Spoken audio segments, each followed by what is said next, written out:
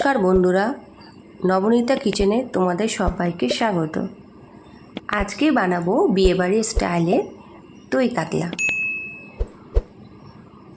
দই কাতলাটা খেতে ভীষণ কিন্তু ভালোই লাগে, তাই না?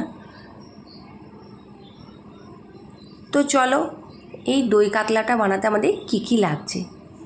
প্রথমে আমি মাছের পেটি নিয়ে নিয়েছি। তো এর উপরে আমি একটু হলুদের গুঁড়ো আর কিছুটা লবণ দিয়ে ভালো করে মাছটাকে আমি মেখে নেব।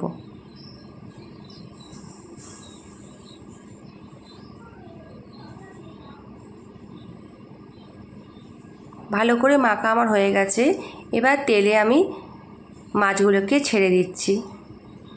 মাছগুলো না বেশি ভাজবেন না, এপিট ওপিট হালকা ভেজে তুলে নিতে হবে।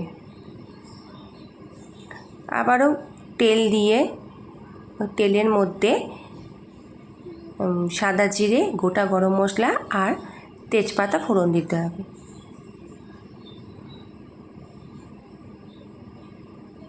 এবার পেঁয়াজ বাটাটা দিয়ে দিচ্ছি,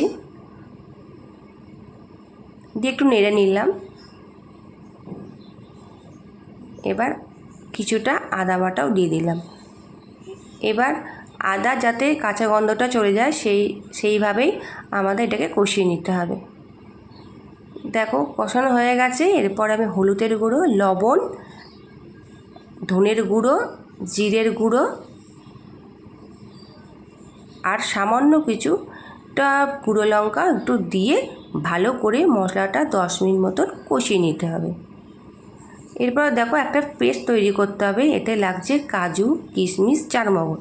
প্রথমে শুকনো এতে আমি একটু বেটে নিয়েছিলাম, তারপরে আবার ওর মধ্যে টক দই দিয়ে একটা স্মুথ পেস্ট তৈরি করে নিয়েছিলাম। দেখো এদিকে আমাদের মশলা কষানো কমপ্লিট হয়ে গেছে। এবার এই পেস্টটা আমি ঢেলে দিলাম ওর মধ্যেই, দিয়ে সমস্তটাকে আবারও প্রায় 10 মিনিট মতন ভালো করে নেড়ে কষিয়ে নিতে হবে।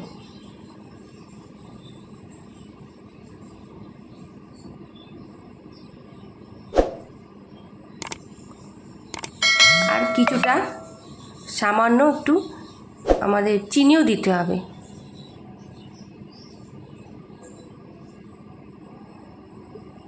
দেখো একটু নেড়ে নিচ্ছি। দেখো পুরোপুরি তেল ছেড়ে গেছে, তার মানে আমাদের পুরোপুরি মশলাটা কষানো কমপ্লিট। এবার যেতে আমি মশলাটা বেটেছিলাম সেই মশলা দেওয়া জলটাকে এবার আমি এর মধ্যে ঢেলে দিচ্ছি। একটু নেড়েও নিচ্ছি ভালো করে।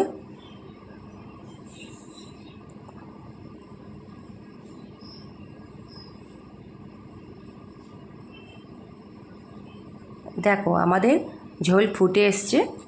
এবার যে মাছটা ভেজে রেখেছিলাম সেই মাছটাকে পুরো দিয়ে দিলাম। এবার মাছগুলো ভালো করে একটু ঝোলের মধ্যে ডুবিয়ে দিতে হবে, যাতে মাছের গায়ে ঝোলটা ভালোভাবে ঢুকে যায়।